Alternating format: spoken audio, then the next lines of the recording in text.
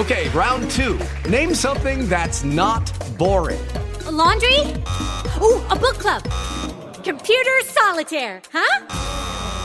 Ah, sorry, we were looking for Chumba Casino. That's right. ChumbaCasino.com has over 100 casino-style games. Join today and play for free for your chance to redeem some serious prizes. ChumbaCasino.com. No purchase necessary. Void where prohibited by law. 18 plus terms and conditions apply. See website for details. Judy was boring. Hello. Then Judy discovered ChumbaCasino.com. It's my little escape. Now Judy's the life of the party. Oh, baby, mama's bringing home the bacon. Whoa, take it easy, Judy. The Chumba life is for everybody. So go to ChumbaCasino.com and play over 100 casino-style games. Join today and play for free for your chance to redeem some serious prizes. ChumbaCasino.com. No purchase necessary. Void where prohibited by law. 18 plus terms and conditions apply. See website for details. Ladies and gentlemen, let's get started. I have thought a lot in the last 24 hours. Time to get your weekly sports fix. By the skin of their teeth, they lost. Then you can just ride it the whole thing. With Stix.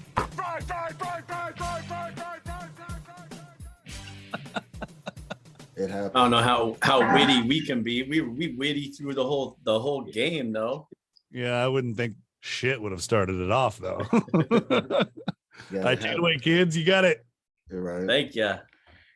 Hey, man. We back. We got Barcot in the house. What's going on, AB?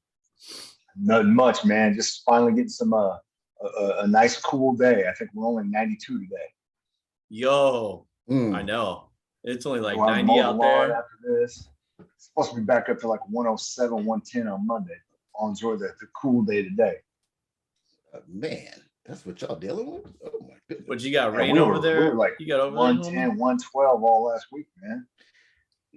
That shit was wild, bro. It was so hot. I walked out there because I had, you just have to mow the lawn at some point in time. Yeah.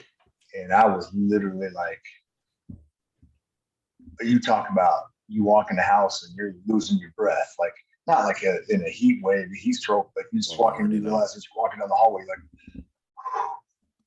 you're trying to get everything back under control in the AC. So like, it was the last week was, it was literally, Arizona heat. We were talking 112, 115 last week. It wasn't messing around. Yeah.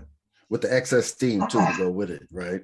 Yeah, it's just perpetually steamy. And I know what you're talking about. It's that pressure on your chest when you're just trying to breathe in. And you know how I've been having problems with regular human movements since I can't walk anymore. Yeah, so we all saw breathing. Yeah, I could have just imagined. You know what I'm saying? Oh no, yeah, you lack of breath on it. Yep, you absolutely understand. Like you take breathing for granted until all of a sudden it's like, wait a minute. Yeah, absolutely. It's true. Well, it doesn't help that we're a little bit obese. Some of us are. No, I'm hard to majorly. breathe. What are you talking about? I got. I'll tell you what. I'm so glad I golf with the golf cart because your boy, I'd have been dying over there. It was only like 97, but it felt good compared to the 110 from over here. Yeah. You caught the warm days over here. Yeah, it was warm over there too. And I was like, oh snap. But yeah, we got that golf cart and your boy's still the best putter in the world. I'm going to go ahead and take Tiger Woods' offer of 700 to 800 million that he left on the table. Paying off. Well, anonymous, that's what all the ladies say about Jason. He's good when it's short. Yeah, he's nice with the short game. Go. Hey, let's go. Hey, there ain't nothing wrong with that. You gotta have game someday, somehow, some way. But my putting game is on point. Your boy nailed like a 60-foot putt, and it wasn't the easiest hole in that world. Oh, bro, I'm telling you, I was on fire. I don't know if I did that in the Instagram post that I sent or not, but I didn't even know that they had greens that were 60 feet from the hole. That's what I'm saying. He's telling us it's a 60-foot. Yeah, it was at least 60. Ask all of them out there. I don't know about that. Either that or you were drunk and thought you were putting. You were like, coming out of the sandbox with a wedge. Nope, I was solid. I was on point. But good time.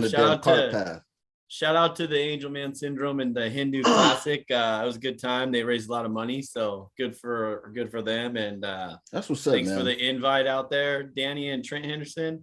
I'm sorry I couldn't make it, man. My body is failing me, man. I don't know what to tell anybody about any of this. I mean, what'd you say? You're a pregame. Yeah, man. I was a game time decision. I was a game time decision, man. I had to jump out there and pregame and give it a go and see if I could do it. And I really tried to. I hope somebody enjoyed my dinner, but man, I was happy to be able to give out donate. Number one, I wanted to be able to come out and hang out with everybody too at the same time. But yeah, body failures. What are you gonna do? Chalk it up. Yeah, I need that hip replacement on the anonymous big homie. I mean, that might be the move, but they say, even old people say, you got to wait until both of them go and then do both of them at the same time. Man, I'm pretty sure athletes and whatnot will tell you that too, but they're making millions of dollars, so they'll get one done, get the other one done next year. It don't matter. Yeah, I don't know if you do them at the same time. I think they have to go like back to back though. I think you get one done, the other one done. Okay, but in that same like year, 18-month time frame. Yeah, because I was thinking, like, why would they're gonna let you go and not be able to put no pressure on your legs at all, period. You basically would be bedridden, and that seems weird too. Yeah, I had a buddy of mine I coached with in baseball right away years ago, and he had to have the knees replaced. And that was one, and then I think it was literally like he had to wait till the next spring. They wanted after, because they wanted to give some time and make sure that, okay, how good are you dealing with things on the new knee? Yeah. How's it work? Is it functioning? Do we need to go back in and clean things up? And then once it got, okay, we worked out of the kinks. Now we'll do the other knee. So it takes about 8 months, but big piece, like you said, put the weight on it. But then there's also all the other things that come up on the side. Or, we got to go in there, clean stuff up, whatever. And then we'll do the other one. But yeah, I mean, you don't want to do one and then 10 years later do the other one. No. No. All right, well, stay tuned for the Nas Big Homie's bedridden stint that he's going to be having here sometime in the near future. Showing us the bedpans. Hey, if they can get me right, I'll be like Steve Austin. And I ain't talking about Stone Cold. I'm talking about the $6 million man. I'll do that all day long too. I know y'all old enough to know what I'm talking about. I have the slow down music and everything when I'll be running. I'm trying to tell you, boy, $6 million man. Just piece me together. Well, if you all are $6 million doesn't go today. Right, that $6 million they were shit. Couldn't even buy an Iron Man's glove. 40 years is a big difference. You guys all tuning in right now. If you haven't noticed, we are the audio version of Sidney Dean and Billy Hoyle, baby. In the house. Welcome to the Sports Fix with Stix and Nas Big Homie and guest. Hey. And today we have Aaron Barcot. Welcome back, brother. Fair. Thank you. Remember to subscribe, rate, and review on your favorite podcast platform. Go to thisisfunner.com for more podcasts and online content. Grab some merch while you're there from the Funner family. Check us out on YouTube, Sports Fix with Stix and then Nas Big Homie. Subscribe and smash that like button. Follow me on Twitter at Stix015. Follow this guy, Nas Big Homie, at homie_anonymous. Use that hashtag Stix and Sports to talk some shit and join the conversations, baby, because we on there. Yes, sir. So, hey, y'all want to get into a little something, man? Hey, but they're giving Brittany Griner 9 years in a Russian jail. How long is it gonna take her to get out? I mean, now we're talking about like U.S. diplomacy and like global diplomacy situations now. If I got that right, I think they said a couple of weeks ago, part of it was Russia wanted to sentence her before I know we'd already made an offer in June, right? They wanted to give like the what was that guy, the famous war guy, the guns dealer.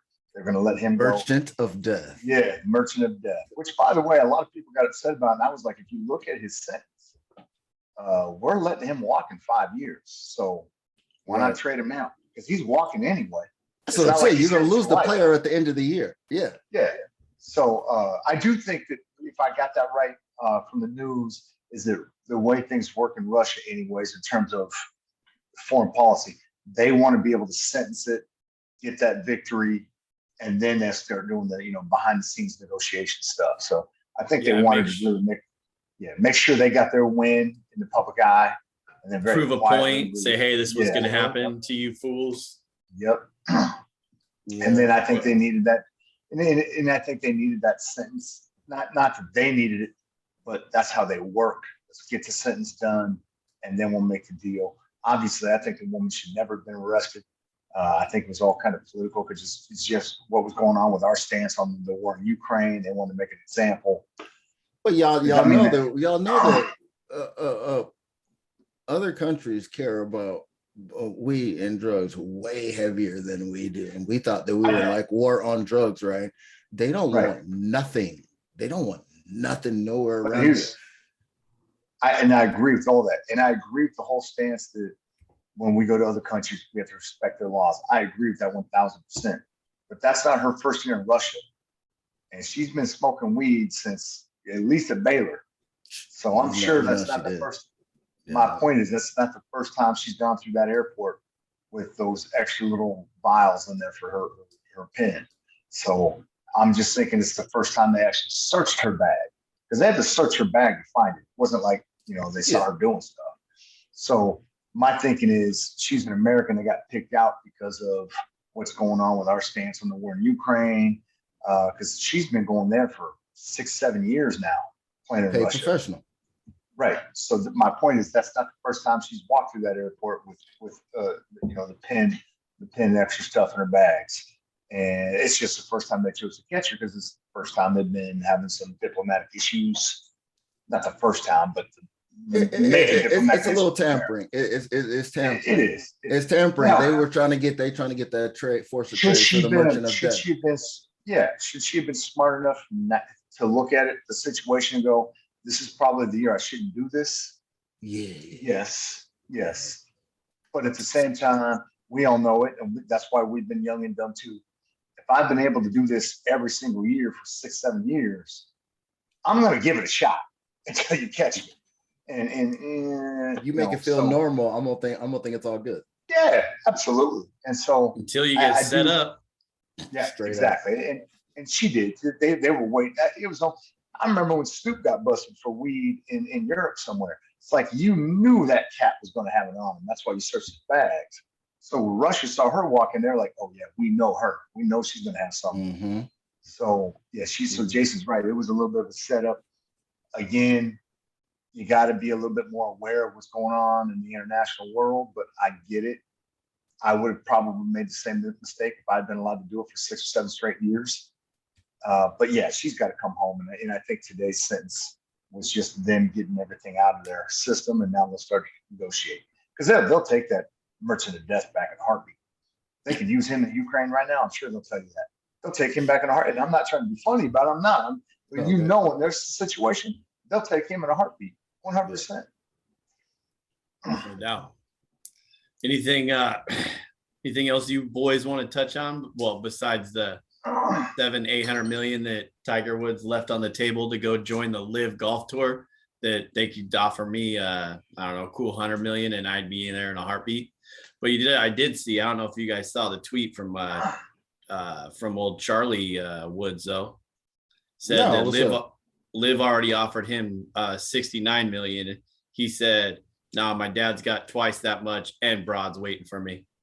Oh, I'm sure it was an edited version, but yeah, no. He need to go ahead and take the money. Now, see, that would be smart on him to go get this money and branch out on his own. Now, that could be a stack that he could just have of his own that's there. And he could just go do that, go get that money. If I was Tiger Woods, I'm telling my son, young Chuck, go get that paper real quick.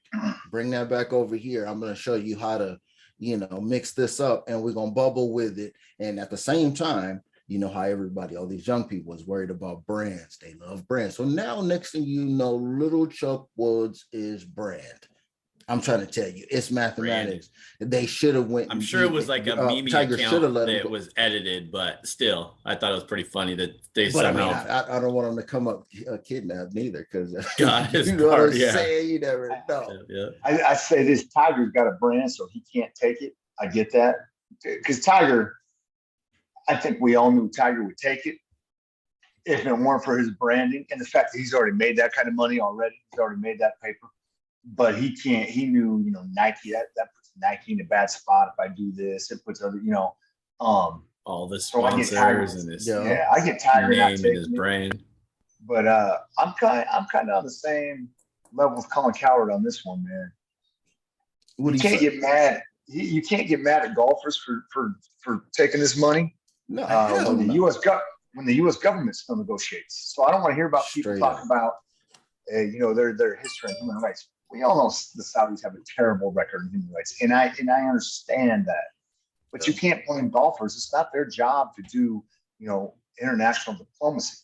The U.S. government literally just went and made a gas deal 2 weeks ago with Saudi to get our gas prices down. Come on, dog. If Biden can go down there and say, "Hey, you want to have lower gas prices? You want China to get out of the cell phone game?" China. That's the two things he did with Saudi. So if we just went there to negotiate economics, exactly, you can't expect your golfers to do that, right? Why do we hold golfers to a level where you shouldn't go there for $100 million when we just made deals for cell phones and gas prices? So I mean, why would if America's going to make gas prices, cell phone deals with the Saudis? If a golfer gets, hey, they give me $600 million. Hell yeah, why not? Hey, bro, see that thing that you just said, right? Don't count other people's money, baby. I've been watching way too much Bloomberg, and everything that you just said is stuff that I be hearing every single day, bro. I'm gonna tell y'all something wild that's way off topic that I just heard the other day. Okay, since we forgot about the good old "Made in the USA" tag, right? And then we start doing all of that and shipping out everything to where everything is manufactured everywhere else. The biggest benefactor of us doing that has been China. And in that same period of time, the U.S. went from having the strongest middle class in the world to having the one of the weakest middle classes in the world. And meanwhile, China, who has the largest number of people in the middle class, now has the largest middle class in the world, because they're over there working on everything that needs to get on a ship. Judy was boring. Hello. Then Judy discovered ChumbaCasino.com. It's my little escape. Now Judy's the life of the party. Oh, baby, mama's bringing home the bacon. Whoa, take it easy, Judy. The Chumba life is for everybody. So go to ChumbaCasino.com and play over 100 casino-style games. Join today and play for free for your chance to redeem some serious prizes. ChumbaCasino.com. No purchase necessary. Void where prohibited by law. 18 plus terms and conditions apply. See website for details. With Lucky Land Slots, you can get lucky just about anywhere. Dearly beloved, we are gathered here today to... Has anyone seen the bride and groom? Sorry, we're here. We were getting lucky in the limo and we lost track of time. No, Lucky Land Casino, with cash prizes that add up quicker than a guest registry. In that case, I pronounce you lucky. Play for free at LuckyLandSlots.com. Daily bonuses are waiting. No purchase necessary. Void where prohibited by law. 18 plus. Terms and conditions apply. See website for details. To get here, your desk, G, your shoes, G, your hat, your fibers, your couch, everything, your electronics is coming from the big red nation over there, and they over there silent making shots. This is way off topic, but I'm trying to tell you, I'm feeling this one right here. We could go on this one on some straight Bloomberg, because my wife is like, why are you watching this channel now? I'm telling you, watch how money move, and you'll understand how you're affected every single day, because there are people in different countries across the way, you know what I'm saying? Oh, not too far from us. You might think it's far, but we share this place with them, and they're doing the same cyclical set of events that are affecting everybody. Global economics. Get your global economics together. And so that's, and again, so Jason will get mad at this, and we'll end this right here, I guess. But that's exactly why he went there. You go to Saudi Arabia, you get crude oil for gas. But there's a reason he threw in cell phone parts and cell phone technology, so we can cripple China a little bit. So that was kind of a shot, shot fired at China that we're going to take away something while we fix our gas prices at the same time. So you're right. You're right. It's we don't produce. We're a consumer nation now. So, straight up. And the Pasco's finest basketball coach of best basketball coach of all time, women's basketball coach of all time, and current teacher. So he's got a lot of knowledge. I do teach government. So yeah, see, like to know. All right, fellas, let's get into it. So everybody out there, while you're listening, we change this up a little bit. So today we are going to go over these things. Excuse me. We got the first one we're going to hit is the whole Miami Dolphins story. How close was ABH to being right about Brady? Pretty right. The GOAT, Peyton Manning, the other GOAT, and then meeting in Miami. Also, we will hit the NFL and everything going around training camp stories. And we will close out MLB today. So a little 3 topics. We're going to keep it simple for you all out there and for us. So we'll see. But first,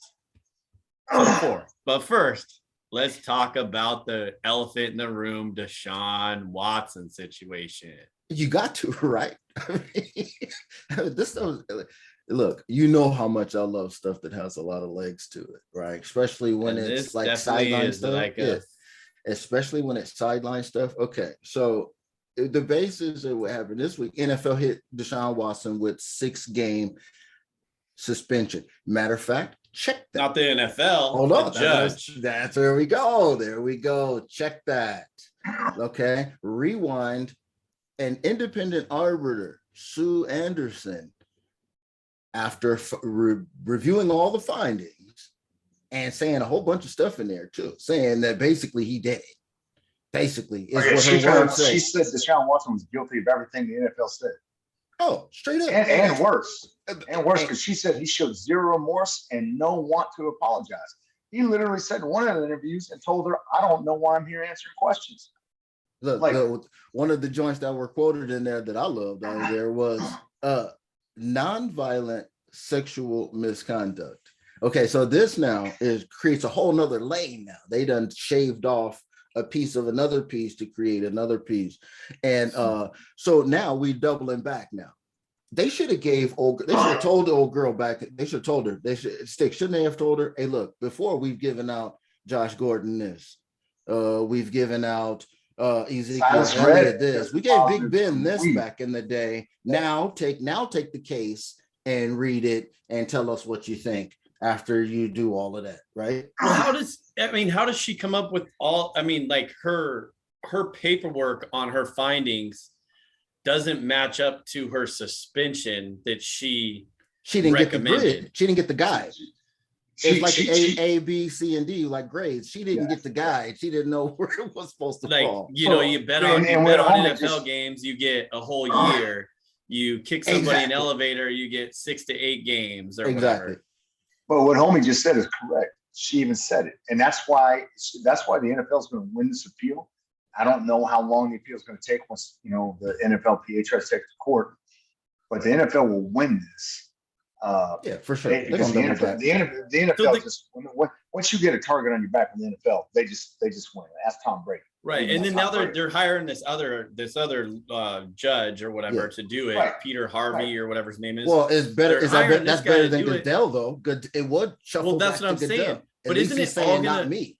Isn't it all gonna boil back down to him though? He's gonna his designee or whatever the hell. But he might not like this guy's story neither. That's the CBA. So the players can't complain because guess what? It's still in.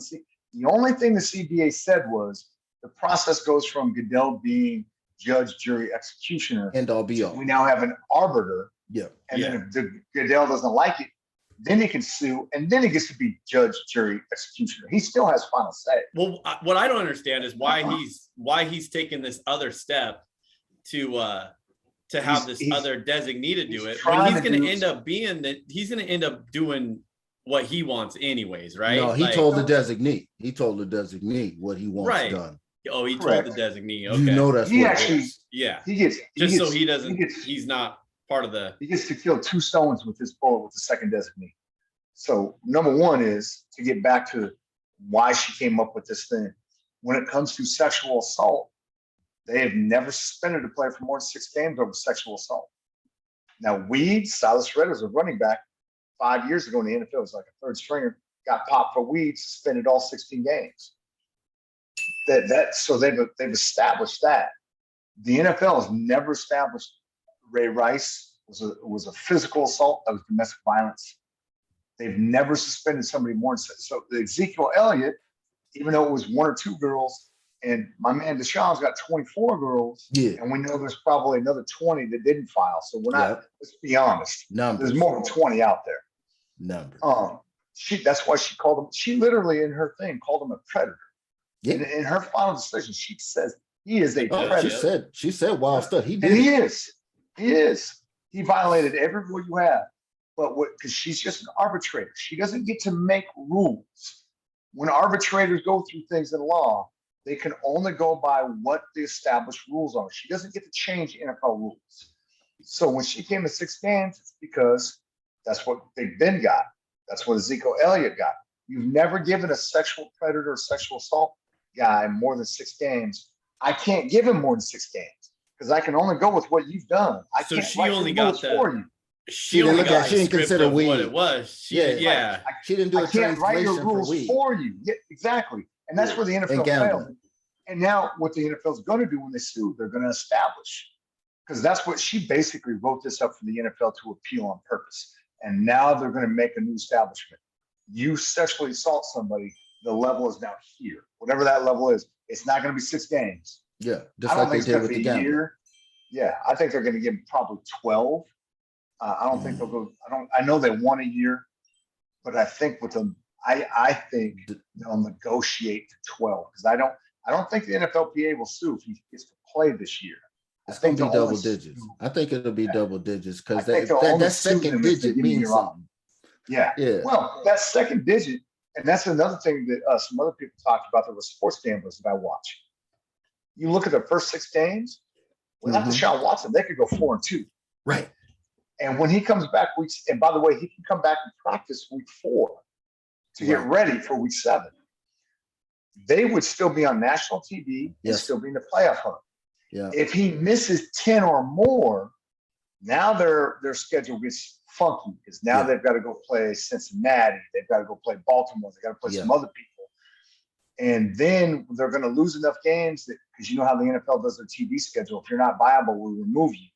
So if they get to 10 to 12 games, it actually hurts the Cleveland Browns owners because now they come off national TV.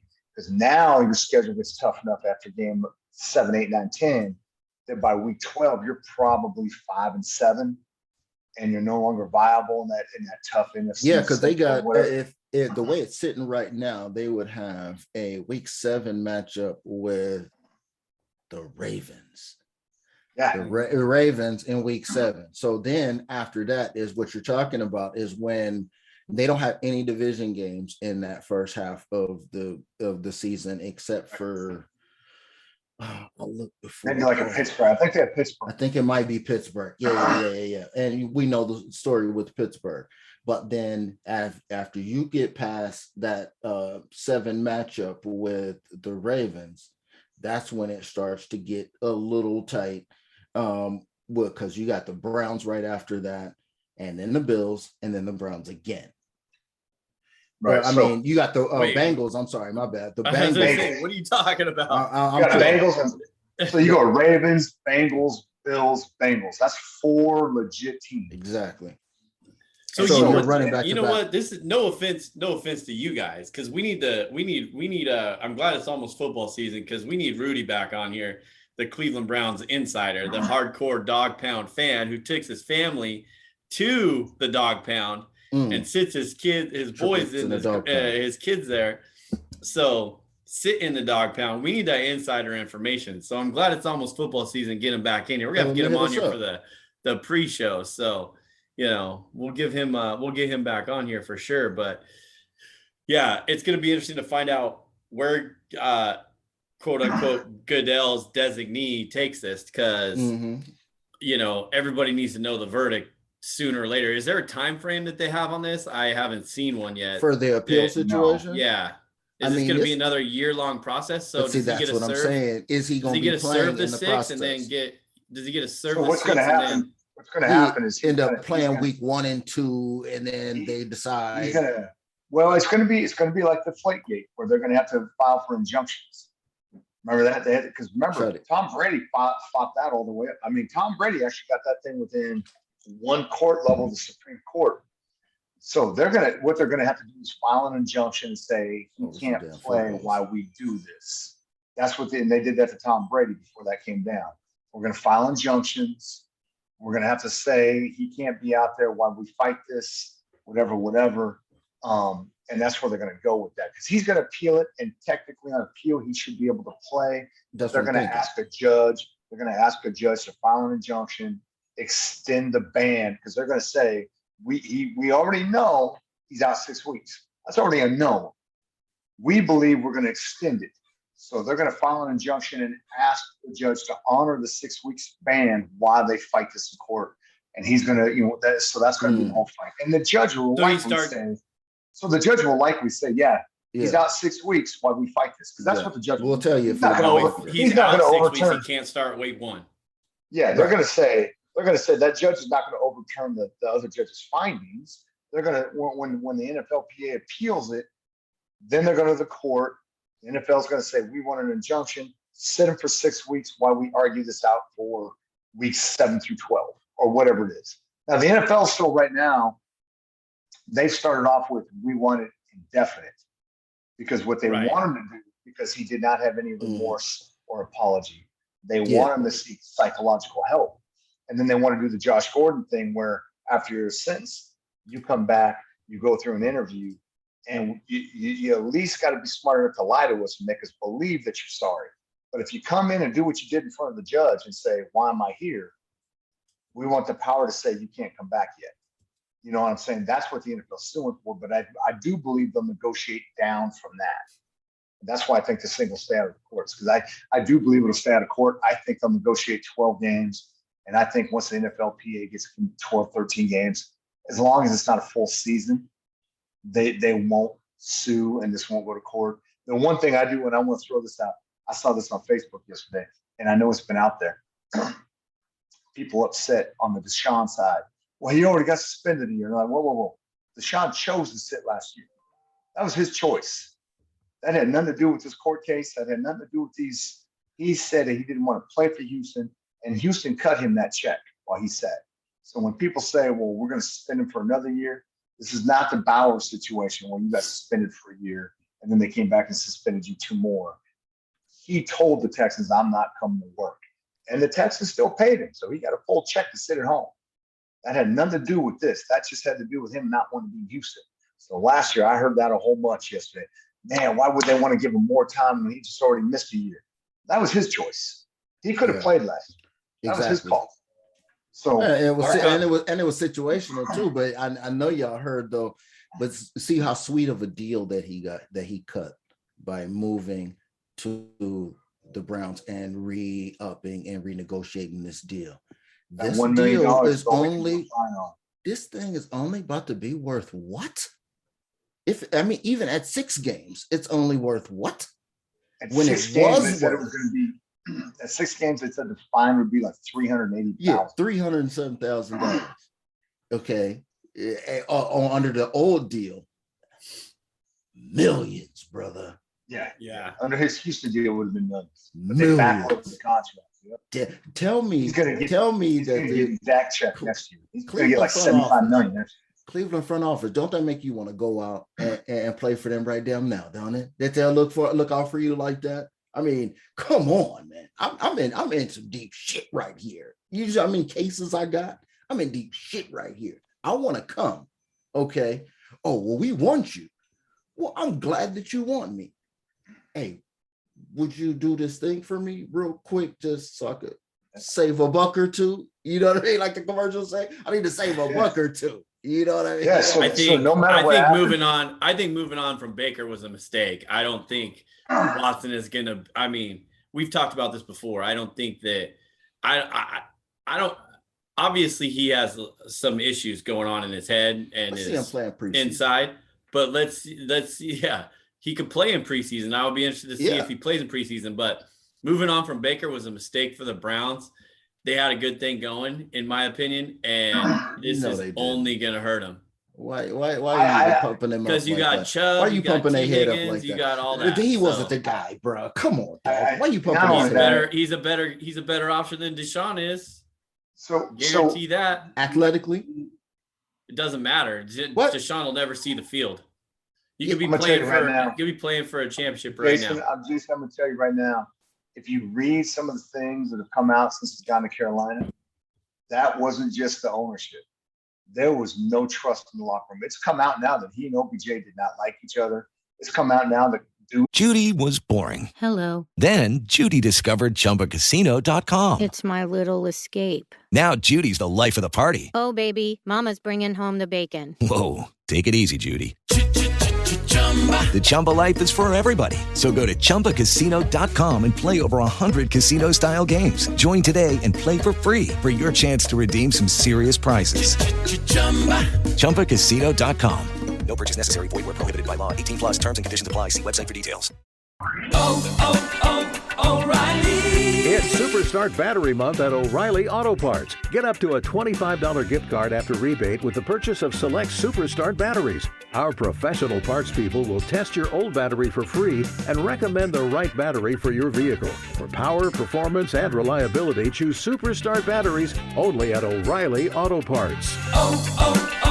O'Reilly Auto Parts. In the locker room thought he was a clown. It was just not going to work. So I agree with what you're saying, that he's a better option than Jacoby Brissett for the next. There we go. That's more like it. I would give you that. The locker room didn't want him back. It was one of those things where not only did ownership, but I think ownership did some bad things by like saying they wanted an adult in the locker room. And then you go get Deshaun Watson. That looks really bad. I want an adult, and then you get a predator. That's the kind of adult we like.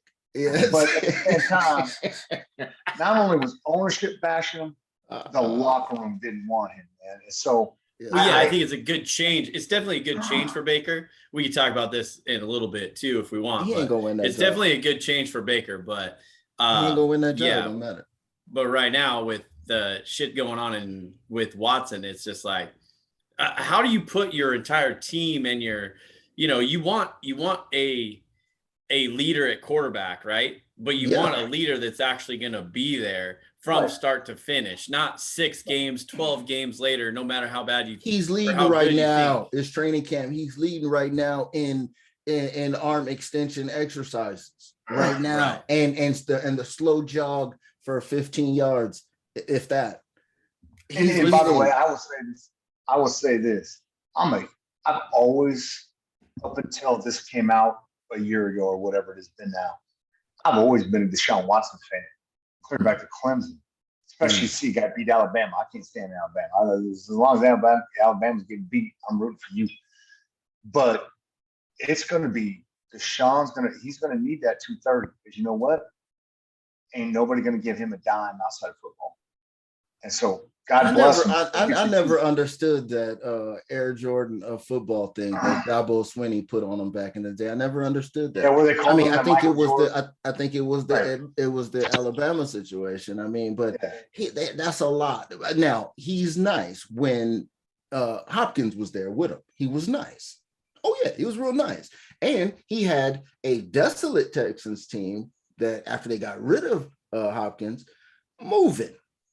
But that was it. But don't forget, he threw for 5,000 yards without Hopkins. That first year Hopkins was gone. He threw for 5,000. He led the NFL with 5,000 yards. They were moving. And he had Brandon Cooks to throw to.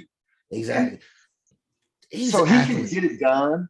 Yeah. He can get it done. I mean, he's not Pat Mahomes. He's not those guys. He's not the changer. We haven't seen that yet. Yeah. Yeah. He could be if he wasn't such a fucking nutcase. Well, now, no pun intended. I don't feel bad. Massage lotion off his hands. Yeah, I don't feel bad for the guy. That would be a bad thing to say, but I do look at it as this is a guy that's never going to recover from this. We've seen this before when guys get to dudes are still pissed off about Ben Roethlisberger. Yeah, like, people do still mention that. They still mention it. Do you guys think he's going to work out this contract? I think there's going to be a way Cleveland has to get out of this contract eventually, because there's going to be so much backlash. It's only going to get worse as the years go on. Is he Trevor Bauer, though? Is he Trevor Bauer? No, right? Trevor Bauer was choking chicks out. That's what Trevor Bauer done. By the way, Trevor Bauer. Yeah, but look at his career. Look at the freaking money that Bauer lost compared to what Watson's going to lose. Did you guys see that? The freaking millions. Watson's going to lose maybe 800,000. Bauer's lost like 60 million. Yeah, it's crazy. So Bauer's going to be that guy that's pitching in some independent league in Kentucky. California Peanut. And by the way, be 35 years old, only be 35, and throwing like 99 miles an hour in independent league in Kentucky. But nobody's going to touch you, bro. No one's going to sign you. No. All right, let's move on to the next topic, because this topic 1 is done with the Watsons. What you want to talk about now? Let's get on to this Dolphins gate, or whatever the hell you want to call it. Man, we got to chill out with this gate business, bro. I mean, everybody has to relax. I hate it. ABH was talking about Brady and Peyton Manning linking up in Miami. He told you all back in the day Sean Payton, stuff bro. was going on. Sean Payton. But so this is how the NFL. It was funny that this came out literally the day after the Deshaun Watson thing, because the NFL is funky like that. Like, they want to try to cover up their bullshit from the day before, right? So then they all of a sudden now they have some verdict on the Miami Dolphins investigating the investigation they put on them with the losing games and the owner and all that. So they're attempting to cover up the news from Watson the day before, right? So it pops up, and they have 2 first-round picks. They only lost 1 first-round pick. Right. And then they lost a 3rd rounder in the 2024 draft or whatever for tampering and tanking and all that.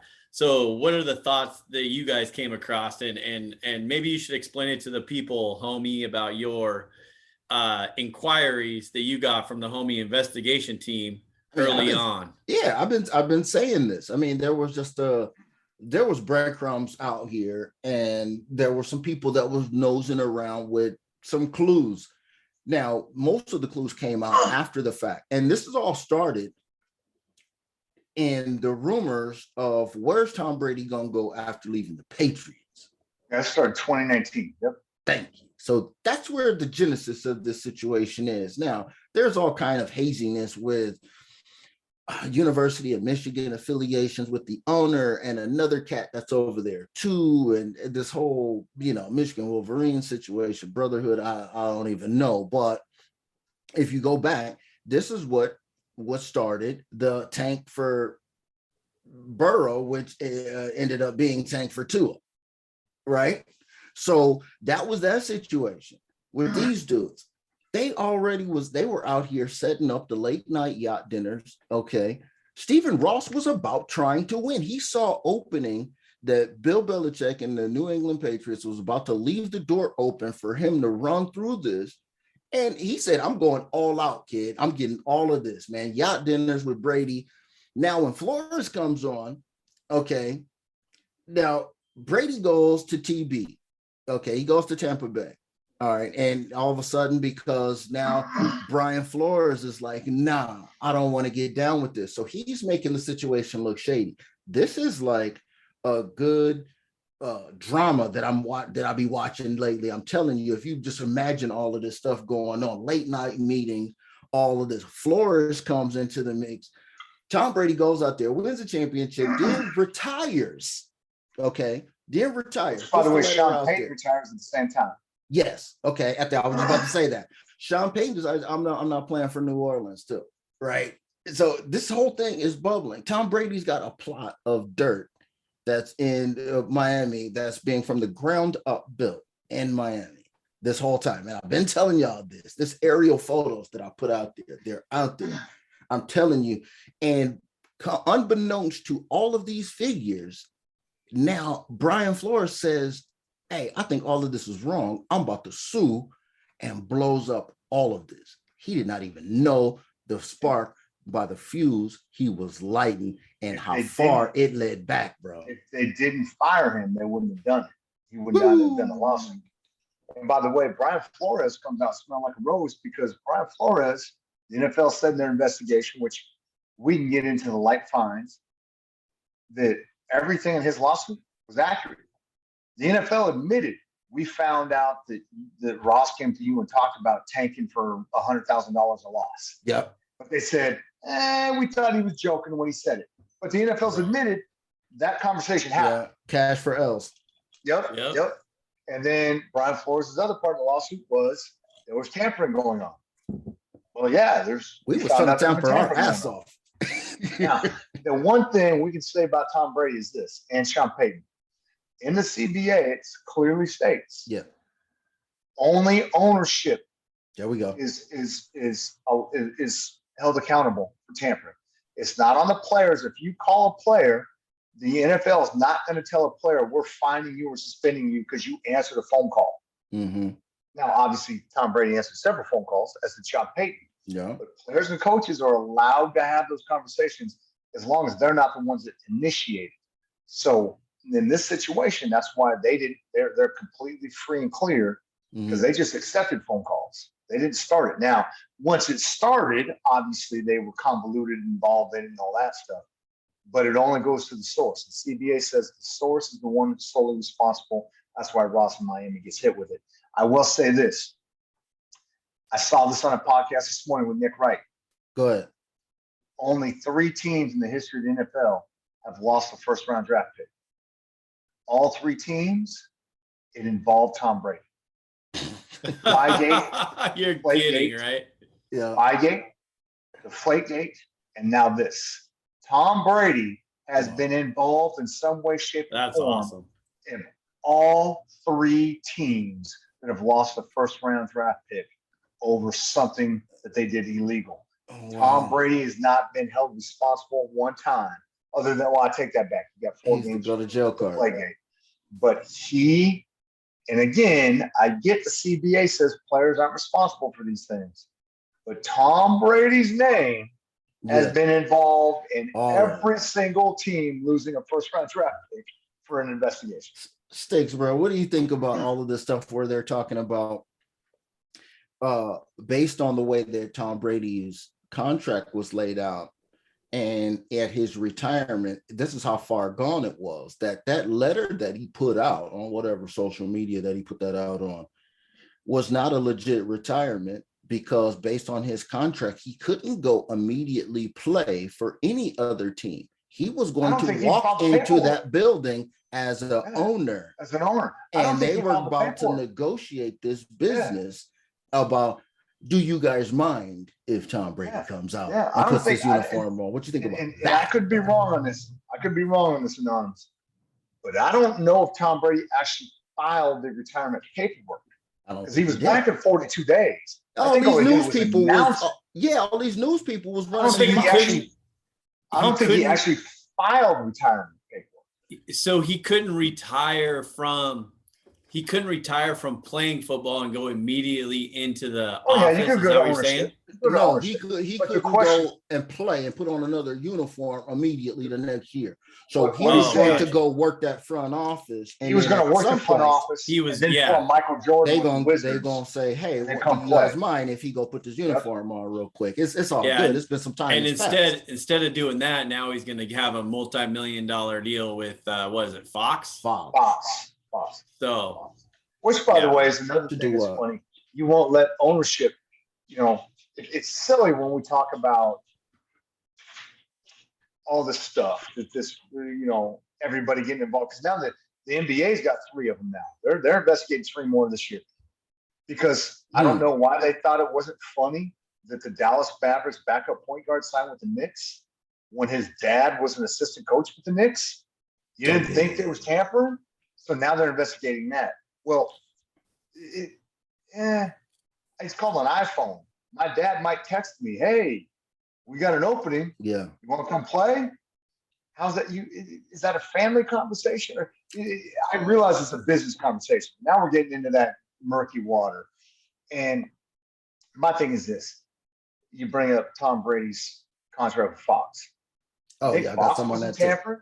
When Fox wasn't tampering with a player, like, hey, we need you. You need to tell Tampa Bay you're retiring it because we all know. Because we're going to pay you more money than you got paid. Come right now. Paid to play. Colin Coward and all those guys that are doing FS1, they've already come out and said, this is Tom Brady's last year. What that means is Fox said, here's the money, but you got to retire this year. You think that's not tampering? That you just told Tampa Bay's quarterback, we're going to give you a bunch of money, but you got to tell Tampa Bay you're they'll dismiss that, and you know why? Because that is that's one of the NFL partners. That's one of the NFL partners. Exactly. Okay, whatever you guys say. Because sweep it under the rug, baby. A little tidbit I heard on that Tom Brady situation. That seems like an inflated number, right? That seems like a stupid amount of money. But apparently, it's not only to call games. Apparently, they're going to slice Tom Brady off like a production situation. So we're going to see stories by Tom Brady. Apparently, they're going to try to do him like they did the Mannings. They're going to try to put him out there where he does. Fox has their own channel content. Where he's doing a live interview during the game, like the Mannings doing Monday night. He's going to be everywhere. Yep. And And by the way, I don't fault Fox and I don't fault him, but I mean, they know the content is the future. Right. And I get Fox is outside of the purview of the NFL, so that's why it's not tampering. But at the same time, if you're going to allow one entity to recruit players and not another entity, you got to have a better contract. You got to have a better contract or something. But go ahead. They wild out there in the NFL world. You know, all they care about is the Benjamins. So they're gonna, as long as they're getting their Benjamins, they'll look under the rug for everything else. So and all the news time, they need all of that. FaceTime, they need it all. So let's get into the next topic we got here: the NFL training camp. While we're on NFL, it's kind of all rolling into one here, but let's hit it.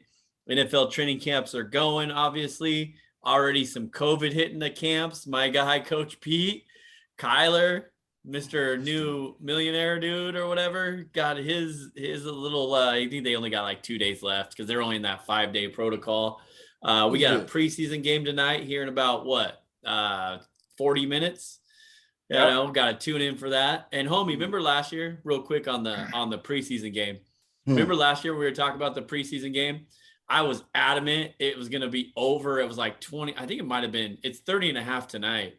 It was like 20 total. It was less than 20 total points scored. It was like 16-3, Pittsburgh 16, Dallas 3 or something. I was adamant it was the over, right? Like no doubt. In just my like mind. you are this year for some like always. But I'm gonna stay away from this one tonight. We'll see how it plays out. Really they got the numbers. They got Vegas favored by 2.5. I don't know when you throw out money on anything where you've got players that never played in the NFL. Like you're right. This is gonna be weird. Lawrence isn't even starting for Jacksonville, so why would you throw money on this game? You don't know what the hell. Just for fun, just to get back in. You might have a quarterback go out there and throw 7 picks. That's even better if throws 7 picks, and it's definitely gonna hit the over. That's the point. You gotta look for the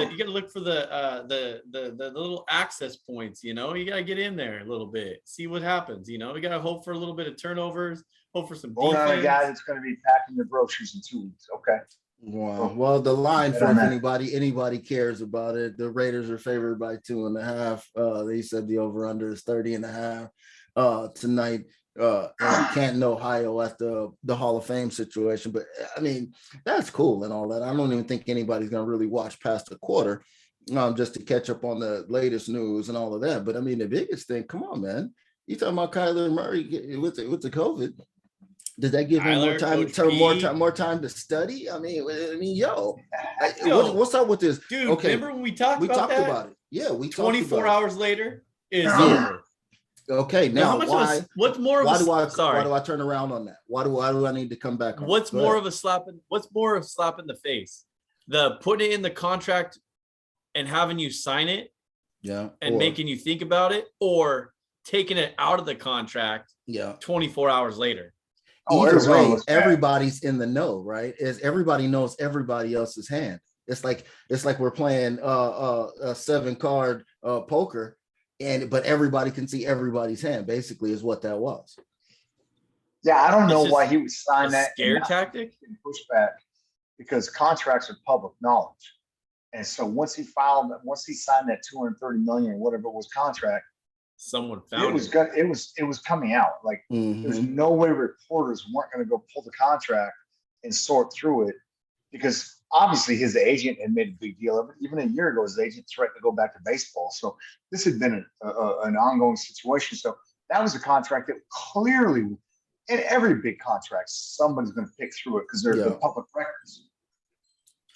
So why he signed that and thought it wasn't going to be a blowback, that like it's the only contract when you listen to other quarterbacks talk about it, it's the only contract they've ever heard where a quarterback is mandated to watch film. Yeah, and you heard all everybody talking about that, film, bro.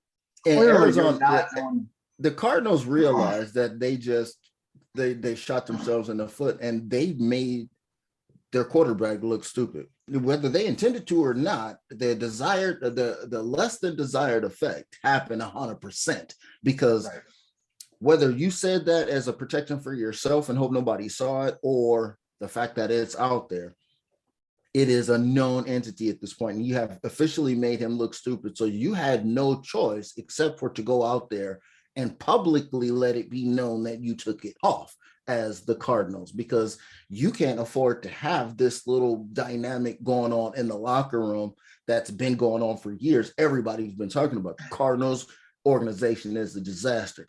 You're going to keep letting that fester, or you're going to go out and say, try to save as much face as you can by saying, all right, we took it off. He's an excellent scholar. Well, that dynamic's going to follow him forever now. Because you know this, they've fallen apart in the second half the last 3 years. So every time he goes out and has a bad game, you know there's going to be dudes in the locker room going, like Ryan Clark said it on ESPN. Once he has a bad game, somebody's going to be like, yo, coach, can you show me the video of him studying for 4 hours? Because I saw that blitz coming. How did he not see it? So there's going to be that dynamic. Okay, so every time he F's up, did he not do it? And then the other dynamic's going to be, he's got to know his head coach turned him in. How would the owner and GM know you're not watching film if the coach was not talking to them about it based off his iPad? What is the most important position on the field? The quarterback position. Right? The quarterback position. Okay, so center. When you put this in the clause and you're playing mind games with your quarterback, your franchise quarterback, how do you expect him to play? And when you're talking about, oh, now the player's going to be like, oh, well, where's Kyler watching these games? Yeah. No, fuck that. Their own team just put a bounty on their franchise quarterback's head for no damn reason. They didn't have to put that in there. I guarantee you that Kyler Murray could have been a better quarterback this year without all that nonsense in his contract saying, oh, you need to study. Yeah, I agree. It definitely is positive. Just for the mental part, right? Because it's got the mental part. I don't care who you are unless you're fucking Deshaun Watson, who has no fucking mental capacity ever to deal with this, that he can just blurt out.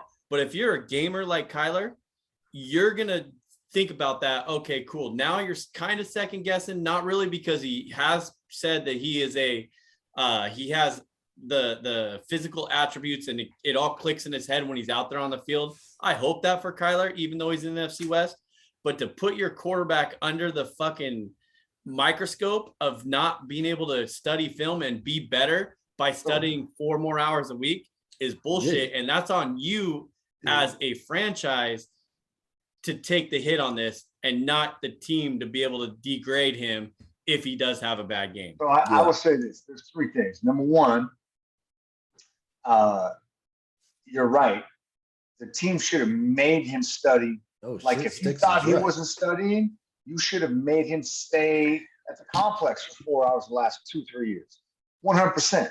It's basic bad parenting, right? Well, you just let him go do it, and then you had to pay them. You had to pay them that big allowance, even though you knew they didn't mow the lawn. So now I'm going to put in a thing where you can't get paid till you mow the lawn anymore. You should have fixed that before you put it in there. Exactly. Secondly, real quick, Barcot. Do you think that, or can we figure out how, if that was in the contract, you said fix it, right? I wonder if Deshaun and his team brought it. Did Deshaun fix the behavior. Bring it to him, say, hey, can we take this out? What I was saying was, you should have fixed the film issue beforehand. Fix the behavior beforehand.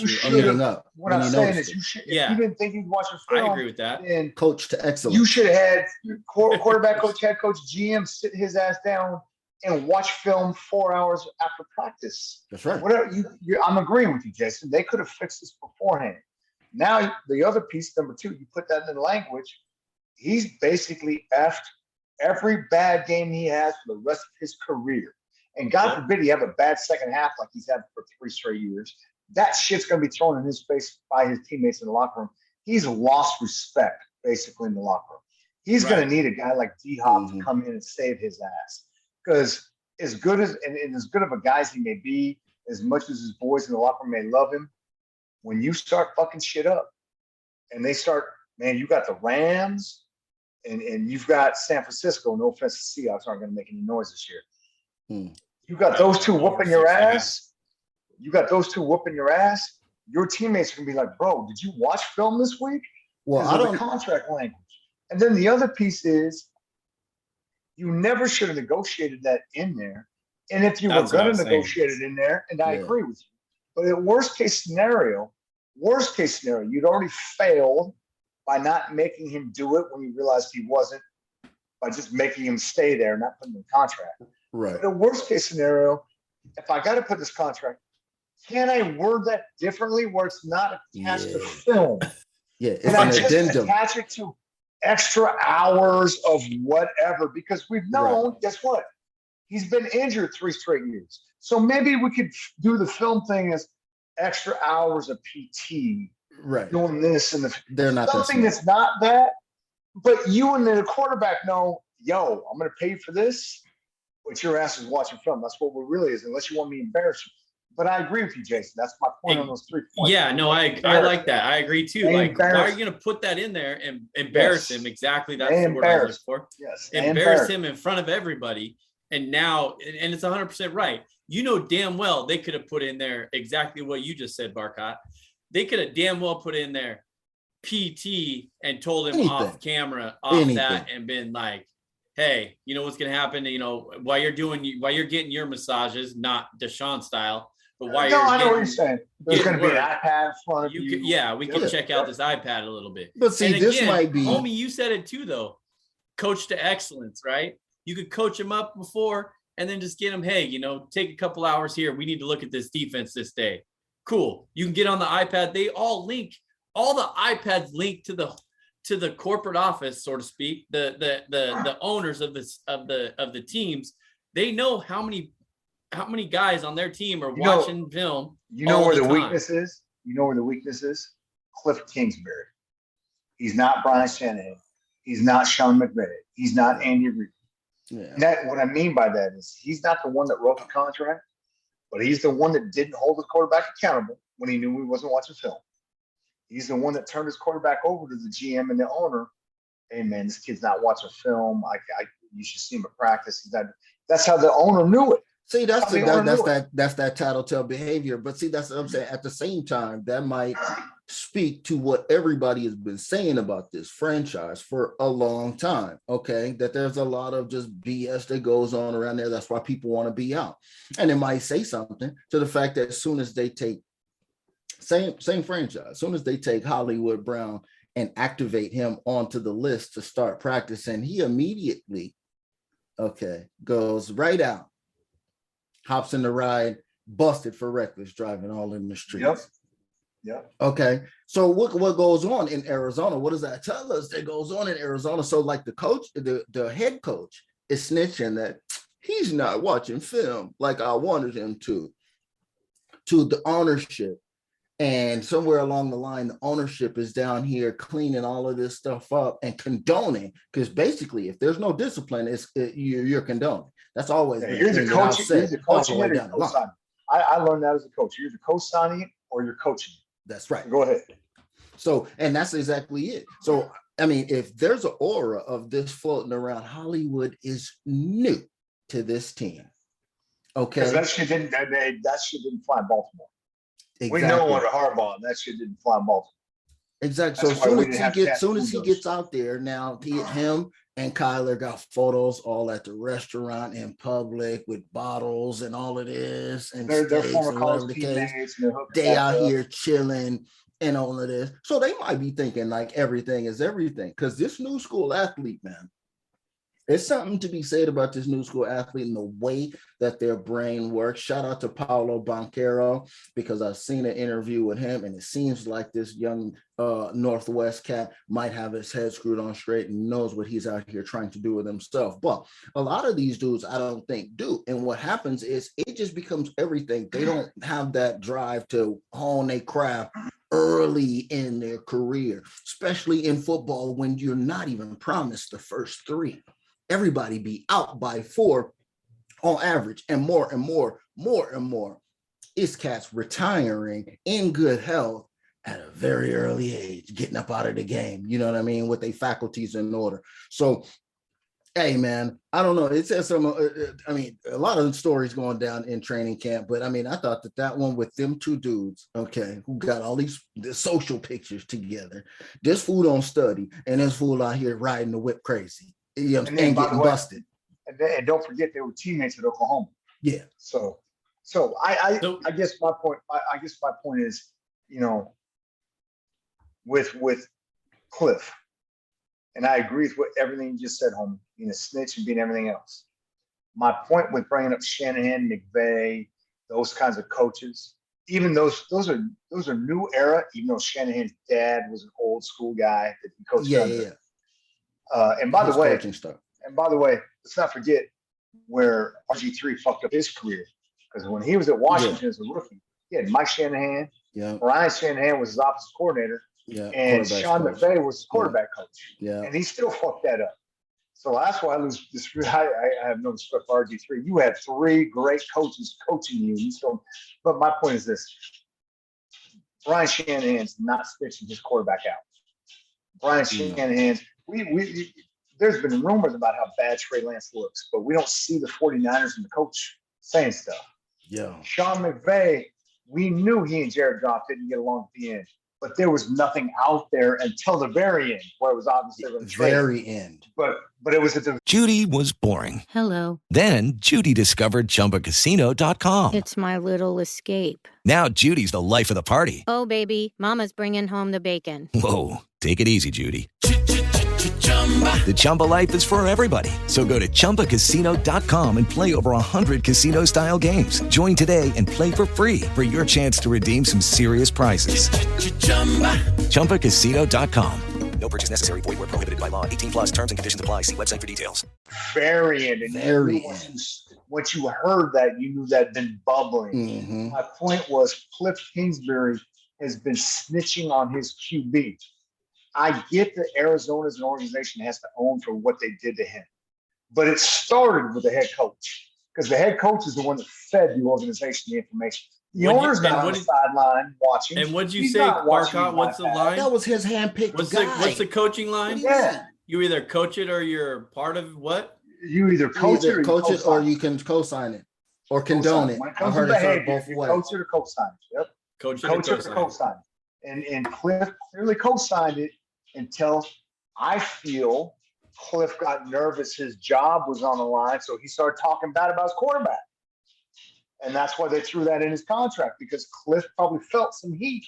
Mm-hmm. No, it ain't me. I want this dude to get. I want to be tied to this dude. Yeah, he ain't watching film, and it ain't me. Yeah. So I felt Cliff got a little heat from the GM, because he didn't just make this up. There was probably a little bit. Hey man, we got to have some improvements. You got to hit XYZ next year. Oh, we got to look in the direction. That was his handpicked guy, and he probably saw that. And he probably saw that he's over there bullshit more than I would like. Yep. Right. This is what's going on in the coach's head. Like, oh yeah, I got the star player, but he's over there bullshitting a little bit more than I would. But you allowed that. You allowed that as a head coach. Exactly. But he's trying to get out from under the gun. Okay, the barrel is like pointed right at his forehead. I will say this. I get it, because the GM told him there was heat, and that's why he sold the quarterback out. And I will give Jason some of this credit for his guy Pete Carroll. There was a lot of tension between Pete Carroll and Russell Wilson the last 3 years. But Pete Carroll never threw. He never. Well, yeah, you're right. He never publicly or to the front office threw Russell Wilson under the bus. When everyone and their mama knew you two clearly are not on the same page. Pete never said, hey, Paul, can you come talk to me a minute? Because we got some problems with the quarterback. No. Pete was a professional, and that's where Cliff, I don't think Cliff's long for the NFL, man. He's going to be that guy that's going to be, you did some great things, but you clearly can't run a locker room. Yeah, he could bust a Nick Saban, right? He could, you know what I'm saying, had his little NFL taste and then go back and live out that dream. Or the Steve Spurrier, you know what I mean? Get that taste and then go back and handle your business and be the governor of whatever state university you want to be at. Yep. Hey, let's hit a couple more things real quick before we end training camp. One we have to talk about. The other one I just saw today. Homie, what did we say about the Raiders in Las Vegas? Keep them away from Top Golf. Swing away. What's going on? Guess where Hunter Renfrow and Derek Carr and a couple receivers were heading to today. Did they say that on the NFL channel? I don't know. I think I saw it on like Instagram or something. On the watch the news tonight. In a little damn Prius. Watch the news tomorrow. These motherfuckers are 6 foot tall and they're all piled into a little Prius. David Carr got enough sense though, or I'm sorry, Derek Carr, probably both of them, but Derek Carr got enough sense to keep them out of, and a couple other players. So yeah, stay tuned for that to check the news. But what do you guys got on this? Yeah, they did take an Uber there, so we'll see how that works out. But how does what does this Amazon and Dude Perfect have in common for the NFL broadcast to close out this NFL training camp? Any ideas? Any thoughts? What they got going on? They paid him a lot of money to do trick shots during the game. I don't know. Okay, nobody knows. This is a part of. I'm telling you, the ripple of what this is the success of Peyton and Eli. Bro. That's what this is. Peyton and Eli. They just popped their collar.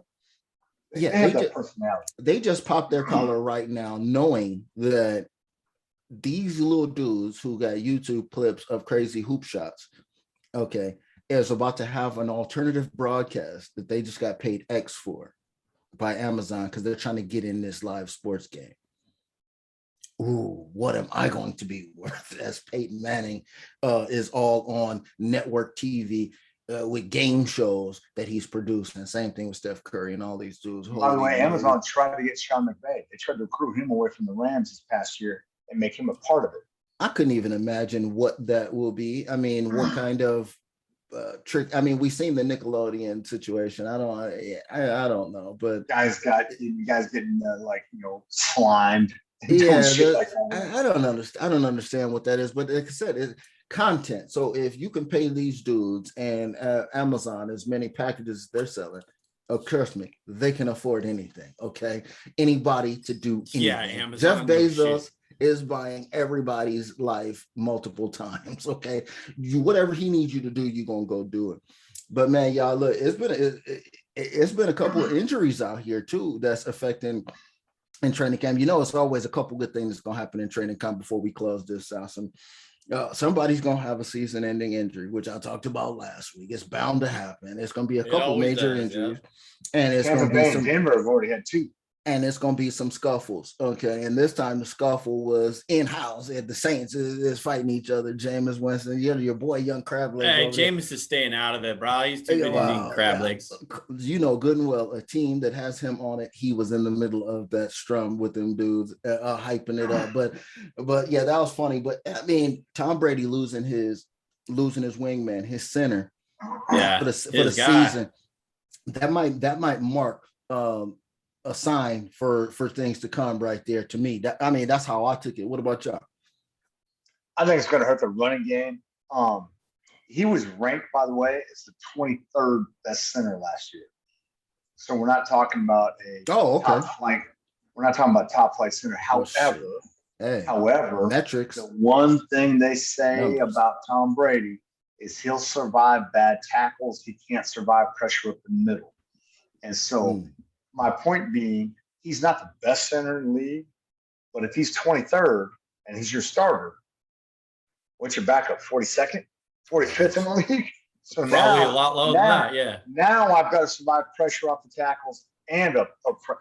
And if I remember right, he's lost some other linemen this year. And his young dude quit. Young dude retired.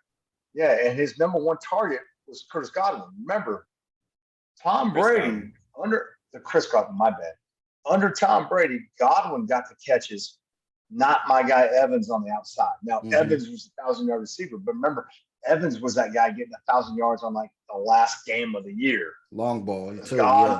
Godwin, and I had, and Jason can attest to this, I had Gronk last year in fantasy football. Gronk missed like 8 games. Fucker. Guess what? Gronk still had like 60 catches for 800 yards in like 9 games. So that's what my point being. Now you don't have Gronk. You don't have Godwin for probably half the year, if not longer. I don't know what Tom Brady feels because now my center's gone. I got another interior lineman gone. I got a running back that's 32 pounds overweight. Ronald Jones is gone to Kansas City. Where's my savior? Where's my quick hitter when I need something? Because he's just like it's Tom Brady. He's going to figure it out. But my point is, it's probably going to be week 4 or 5 before he figures it out. Tampa Bay might get off to another slow start. I was going to say they started off slow last year, and then it fucking downhill from there for them. So, all right, well let's get on to some MLB news because there's definitely a lot to talk about in MLB because I'd like to get into just a quick recap or a review. Let's do a review. I want to talk about the trade deadline, first of all. Trade deadline and all that. What you guys think of that? And I have a little tidbit on that. But let's start with this. And I'm going to say this from my chest. I don't care that the Mariners just took 2 of 3 from Barcot's Yankees. Wow. We did not compete. We did not compete. I was not excited about that. You guys beat us up. However, the Mariners are not on the same level as the Yankees and the Astros when it comes to the crunch time. Now, why would you say that? Because we did not compete against you, and we threw our 1 and 2. Now, the funny part is the one game we won was our throwaway Domingo Germán. I could care less if he shows up for a game. Like, they could tell me Domingo Germán hungover can't start today. I'd be like, we'd probably be better off. And that's the one game we won 7-2. Our other 2 starters, Tyone will no longer be our 2-starter because Montez will be now. But I really thought you guys dominated. So they showed up. In game one, that first inning, you kicked the shit out of us in the first inning. They showed up against Cole. They showed up against Cole. I have mad respect for that. Hey. However, when you don't show up in the 4-game series before that, when you play Houston, that doesn't roll over into the 7-game stretch that we just went through, that the Mariners just went through. What is it? 1-3 against Houston and 2-1 against New York. You guys to be considered on that level, you have to have a winning record and win both those series to be on that level with the Yankees and the Astros. Right now, you are not on that level with the Yankees and the Astros, in my opinion. And you make the move of you don't go out and get an actual bat. You could have got young Jacques from San Francisco. You could have got Drury. They ended up going to San Diego along with all those guys. You could have got Soto. You could have got. They were actually getting very big on Soto. That's what I heard. They should have been the same. Okay, now that we're already into it, this is what I was gonna say about the trade deadline, and this is what I say about the trade deadline. I don't know if we talked about this offline or not. What? And I think Barcot and I have, but teams do not really build from their farm system anymore to the major league level. The Astros did it 6 years ago, 7 years ago. So you trade these young prospects to get into you trade these young prospects to get the veteran or young guys to come up and play. Look at the Soto to get the Soto. You don't have the big names. You have the young Thunder Kittens that are going to get the trophies for you, right? And makes sense to get rid of, or not to get rid of, but let these other young minor league players go to another organization so you can build your major league roster. You look at it with your Dodgers, homie, and That's your what winning Yankees, teams do. Exactly. Barcot. I mean, I was actually shocked by the number of moves the Yankees made at the trade deadline, and I was actually happy with every one of them. Ryan Cashman has been very quiet the last few years. He made a lot of moves this year. The Bader kid at St. Louis, I know he's not playing right now, but he's a Gold Glove center fielder, and there's word out there that once that boot comes off from plantar fasciitis, he'll be the best center fielder the Yankees have seen in years. I get where you're going with this, but here's where, and I say this knowing. Correct me if I'm wrong. Is there teams other than the Astros that have ever done that? No, but here's what I'm saying. Recently? I'm piggybacking what you said. I think a lot of teams have recently. Look at Washington. They won a World Series. They drafted and developed. Yeah, they have everybody. Yeah. The Dodgers drafted and developed a lot of guys for their to get. Known for doing that. Now, when the Dodgers finally got that World Series, yeah, you went out and got Betts and whatnot. But so here's what I'm saying. I say this knowing that right now, you guys just took 2 out of 3 of us. You guys are entering that era where you build a farm system to bring up 1 or 2 guys, and then you trade everybody else. Look at San Diego. The Dodgers are the best team in baseball right now. But I guarantee you, Anonymous is scared shitless of San Diego in a 5-7 series. I don't think San Diego's out here acting like George Steinbrenner, bro. For the last couple of years, let's go get you Darvish, let's go get Blake Snell. And by the way, they were in on Scherzer until you guys threw some stuff in there. Let's get Manny Machado. Let's go get everybody. Let's throw money around. And then let's not forget, right before they got Soto, they signed the kid that I drafted in the fantasy baseball and let him go. He was the kid out of Clevenger that Cleveland sent to San Diego and blew out his arm. And they signed him to a $100 million contract the day before the Soto trade. So now you're looking at Darvish, Blake Snell, who's failing right now, Clevenger, Musgrave, who just got a match. So they just signed 2 starters because they just signed Musgrave too. Musgrove too, contract. And then you turn around and get yourself Soto and Bell. And then last year, you were in big, you got Machado for $300 million on free agency. You were in big on Scherzer. Yeah. So I'm not Anonymous. Do I think the Dodgers beat the Padres in a series? Yes. Yeah, there's Padres that got enough there, though. Do I think you're more scared in 2022 than 2021? I think you are. Yeah. I think you're more scared. I think you're better. Because you got to look at where Tatis comes back and what potential could be in that lineup. Yeah, because look what they're doing without Tatis. Exactly. Well, they got rid of Abrams, who was their replacement for Tatis. They shipped him off. Yeah, but Tatis. And now they're playing, and they got Kim. So I think Kim is the everyday shortstop now. And then they traded, and then to get Bell, they gave up. And if I'm Luke Voigt, I think I texted you this, Jason. If I'm Luke Voigt, the next time I see Eric Hosmer, I'm punching him in the fucking mouth. Yeah. Eric Hosmer was the one. He's the first baseman that was going to Washington with Soto deal. Yeah. He had every right to use his no trade clause, which he did. Yeah. They immediately dipped him off to Boston. And then Luke Voigt, minding his own damn business, got shipped to Washington. Like Luke Voigt's just living life as a backup in San Diego. I'm making $1 million living in Southern California, loving life, chilling, and your ass doesn't want to go to Washington, so now I gotta go. That might be one of the greatest things I've ever heard, because that is crazy. And we were talking offline about the Hosmer thing, and I'm like, this motherfucker better say no. Like, there's no way I'm accepting a trade to go to that team, and if I do, I'm not showing up the rest of the year. Right? I'm taking an early vacation. He's right to do it. I don't blame him. Absolutely. It's in his contract. I'm not mad at him. I'm just saying, if I'm Luke Voigt, I'm mad at you. Out of 7.5 billion people on the planet, the only 2 people that should be mad at Eric Hosmer are Luke Voigt and his wife. We just got to pack up and leave San Diego. Who wants to leave San Diego? Shit, if I made enough money, I'd be in San Diego right now. That's a beautiful city. Yeah. San Diego for he's counting how many road games there are. He wants to know how many road games we got because I don't want to be around here. And by the way, I'm in San Diego. September's coming, which means I got a lot of games in San Diego, exactly, Arizona, LA, San Francisco. I'm at home in a matter of hours, no matter what, in the entire month of September. Like, I'm literally living life in Phoenix, LA, San Diego, San Francisco. Now I'm in Washington.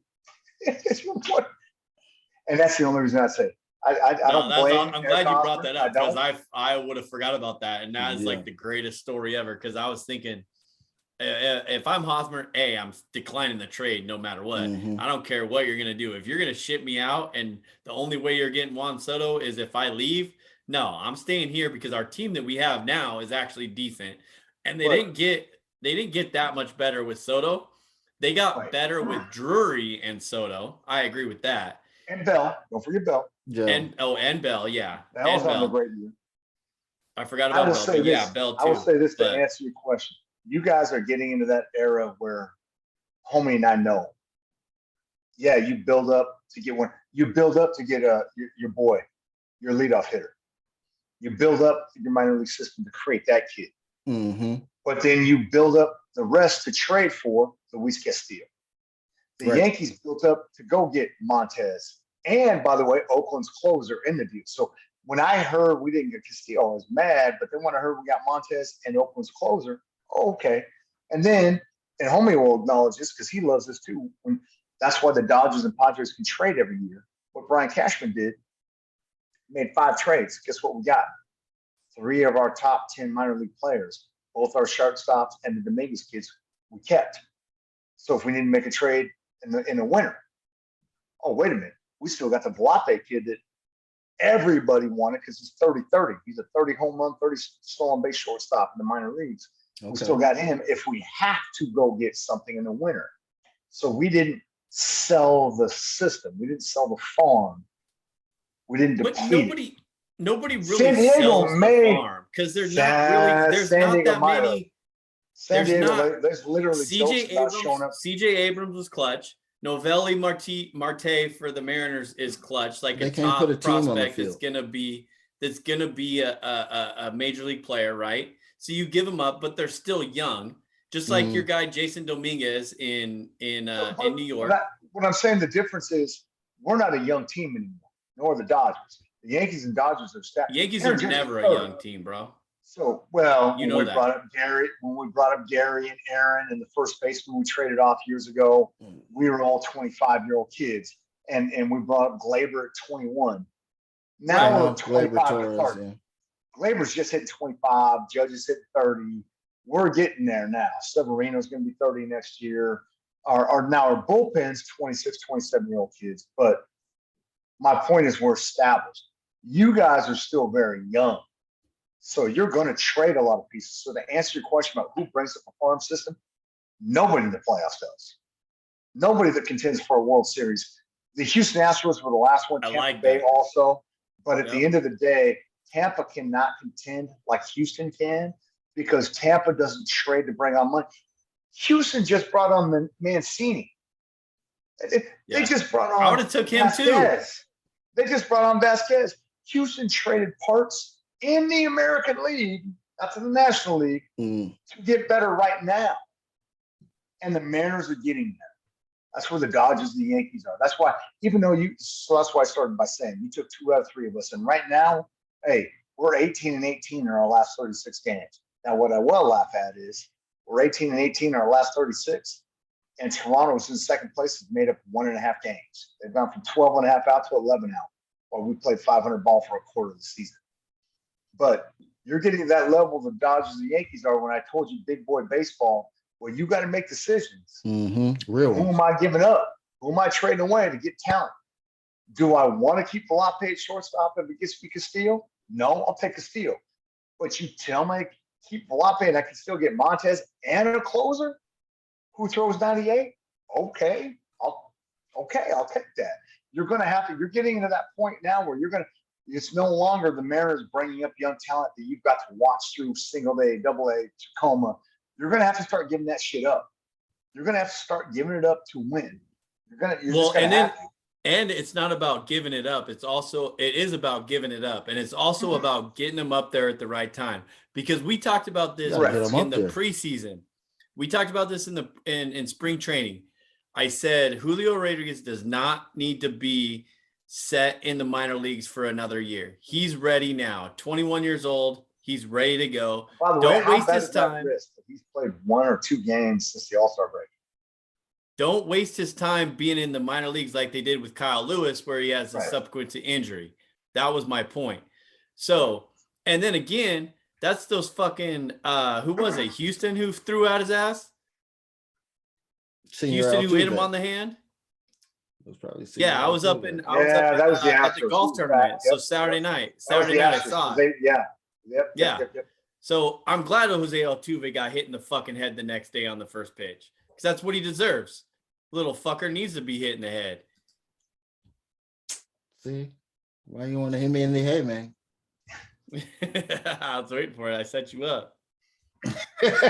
I was asking, seeing Jordan Altuve, man, look. Even though it was an accident, Kirby wasn't throwing at him, of course. But, I mean, the night before, Julio got hit in the hand. Hey, who was it? Was it Gibson? Or who's the kid you threw in game 2 that was 8-6 win? He looked terrible. He's your leading winner. Gilbert. Gilbert. That kid. Because he's like 10 and what is he, like 11 and 3 or 11 and 4? 10 and 3. 10 and 3. No, he gave up the 6th inning runs. 6th inning, they were up what? I mean, left him in there, and then he just tried to get 2 perfect. But you got to. But see, what you're not acknowledging is he had 5 walks and 1 strikeout. That's what I'm talking about. But 2 of those walks were to Aaron Judge. I'd rather him walk him anyways. But they weren't. He pitched. They weren't. The point is, they're not supposed to be. They're not supposed to be close to the strike zone, you big dummy. You want to throw a fucking strike to Aaron Judge and want to hit the ball fucking 900 miles? I already told you. That's why I need to watch him pitch. Did you watch him pitch? He looked terrible. 7 base hits and 5 walks, and he was throwing pitches to dudes that were like 4 feet off the plate. Like, it was bad. And I've watched the Mariners broadcast, and even the Mariners broadcast was like, dude, if you looked at him, he looked like at points, he wanted to cry at points. There was points, and you watched his body language. I would too if Aaron Judge was standing in front of me. I'd be scared to death. I don't know, because I remember in the preseason, your ass was like, fuck Aaron Judge home runs. I would rather watch a Goldschmidt home run than Aaron Judge home run. Now all of a sudden, Aaron Judge flexing, and you're like, yeah, I got to get him respect. Yeah. I'm just telling you. I don't think Gilbert's from day one that motherfucker was going to hit 61 home runs. I'm not telling 52 games left. I'm not telling you should be afraid of Gilbert. What I'm telling you is Gilbert was on the first big stage, and he didn't look good. Okay. I'm okay with you saying that because that's still my point. We're still not on the level as New York and LA and Boston. Well, when Boston was good, we're not on that level right now. If they have to get through this, recruiting. What is it? Get through the big stage. Is it recruiting? Because it starts off with the farm, right? The Dodgers just brought up another kid from the farm, just hit a home run or RBI the other day. No, Outman, dude. Huh? Outman is his name. Yep. No, Wilson Alvarez or Miguel Vargas. You forgot about Outman though. Those are 2 names. They call me. Those are 2 names that weren't even close. I know. I was in the ballpark. You know how many people sit in the ballpark? You know what I'm saying? I was close.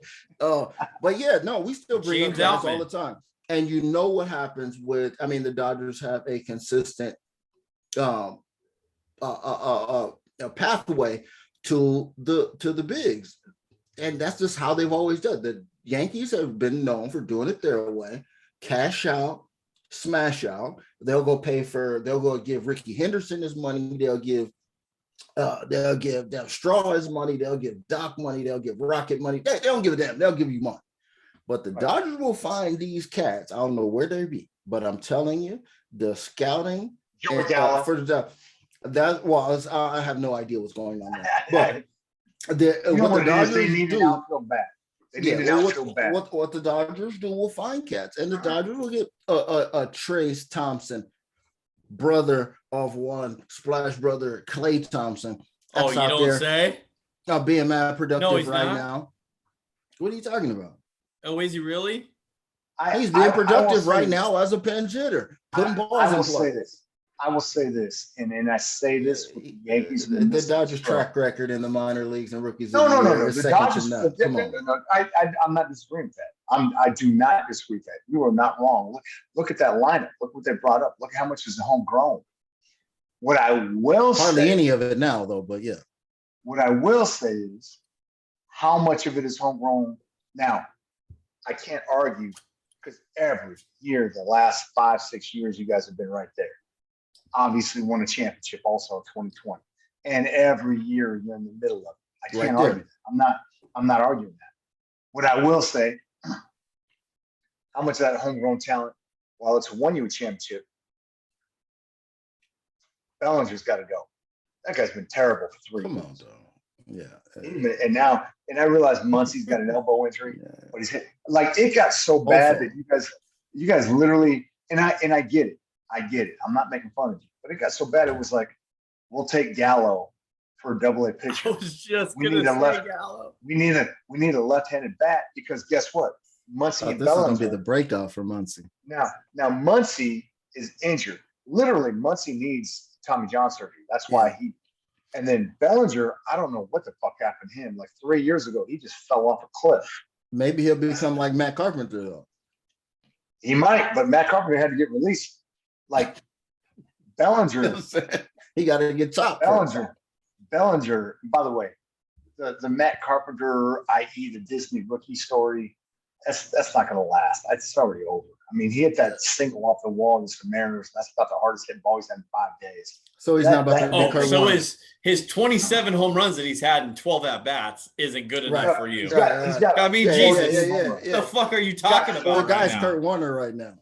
He's in. He is 14. He's literally Kurt Warner. I watched that last night, by the way. If Jason wants to bitch, Carpenter's got. You're the one bitching about a fucking guy who's hitting 300. All he does is hitting fucking doubles and home runs in the 45 games that he's played. And you want him off the fucking roster. You want him exonerated like he fucking murdered somebody. I didn't say he's about to win the Triple Crown. I didn't say I want him up the roster. Where's his 300 batting average going, by the way? It's on the way down. He's that Shane Spencer. He's the Shane Spencer that got fired, and now he's on the way down. First of all, the league batting average is like 240. The league batting average is like 240. So when you're at 300 and you're going down and you may finish at like 290, okay, that's brutal. That is brutal. And he's not taking as many walks as Aaron Judge gets by those pitches, even though Judge is hitting 290 or 300. Yo, that's a line. You want to get rid of Matt Carpenter because he's helping your team win. And he's had 4 games where he hasn't got a hit. He had a long single against the Mariners. The best team in the American League. So you're telling me let's just get rid of him? Put him on the fucking execution. I did not say get rid of him. I said his Disney rookie run may be over. This is a guy that hit 200 2 years ago, and they hit 143 and got released. Garbage. He came out. He didn't have a fucking mustache back then. He came out. He had the Yankees facial rules. By the way, that's the weirdest thing. The facial rules apparently only apply to beards and not mustaches. That's why the hair rules got to go. Yeah, that's stupid. My point is this. I didn't say get rid of it. My point was his run of I'm going to hit 350 with a home run every other game. We got to get over that, as every baseball fan knows. He's probably regressing back to 260, 270. See, that's what you have to say as a Yankee fan, though. That's what you have to say. You're like, oh, man, he's going to be hard. Yeah, I mean, he's going to come down some, you know what I'm saying, on our way to the pennant. You know, on our way to the pennant. By the way, just to piss Jason off more, get him a little hyped up. Matt Carpenter's got like 150 at-bats and would be second on the Mariners in home runs right now. I watched that when ESPN puts the matchup. The Julio leads the Mariners with 18 home runs and 57 RBIs. And How many does Carpenter have? I've got 14. And by the way, let's not forget Cal extra base play. hits. Raleigh has 15. So suck it, bitch. And Giancarlo didn't play in that series. So I was like, man, how many players on the Because he's hurt again. Weird. Right. Surprise, surprise. He's on the IL. He's got 25 home runs and 60 RBIs, which is more than anybody in Seattle. And he's hitting Ain't that a 202. He's hitting 230, which hey, you want to get rid of that motherfucker too? You want to throw him to the Wolves? No, they don't. Do you want to say, hey, you know what, Giancarlo Stanton, sorry, you're not worth the $37 million. No, we need to get rid of you. Did I say get rid of Giancarlo? Yeah. Matt Carpenter. He's Carpenter's better than Bellinger. Giancarlo. I didn't say that. He didn't say he was Corey Bellinger, bro. I mean, come on. What are you talking about? I mean, you're taking it too far. I think you're getting a little out of control. I didn't say any of the things you literally just said, I'm going to say something to get Stix fired up. And you did. And I'm just saying, you want to get rid of Giancarlo too?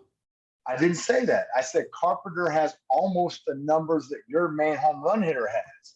I didn't say get rid of anybody. I just said I'm preparing for Carpenter. You're right, though.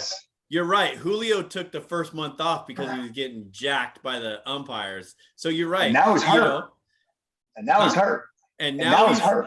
And now he's hurt. Why is he hurt? Because fucking Houston threw at his ass and hit him in the hand. Because they know that do not forget he could not play coming in the All-Star break. And even Scott Service said when we went to the All-Star break, his wrist was fine. He came back from LA and he can't swing a bat. Hey, you know what? So I know he got hit and Houston did the right thing. Because if I knew your best hitter had a wrist injury, I'd hit his wrist too. Okay, I'm okay with that. You could say that all you want.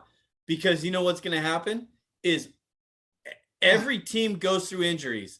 Look at your boy. You just said Giancarlo Stanton's on the fucking 10-day IL too. Yeah. Probably because he fucking walked in the clubhouse and slipped on a banana peel or whatever. But he wasn't out there taking hacks like Julio was. Yeah. So of course he did win World Series MVP, so watch him out. Jeez, come on now. We're talking about Giancarlo Stanton, who fucking is terrible. The Mariners getting in 100%. They're getting in, right? 100%. They're making the playoffs. No, say it. Okay. Yeah, 100%. Yeah. Because who else is making it? I mean, right now they're 2 games ahead of Cleveland. They're 2 games ahead of Cleveland for the last spot. There's a logjam. You got the Blue Jays, Twins. So you got Mariners. the Twins. You got the Twins winning the league right now, the Central. Mm-hmm. So you got Toronto, Seattle, Tampa Bay. Those are the 3 that are in. And then Cleveland's 1 game behind Tampa, 2 games behind Seattle. That's right. Yep. So is Mariners getting in? Mariners are going to get in one way or another.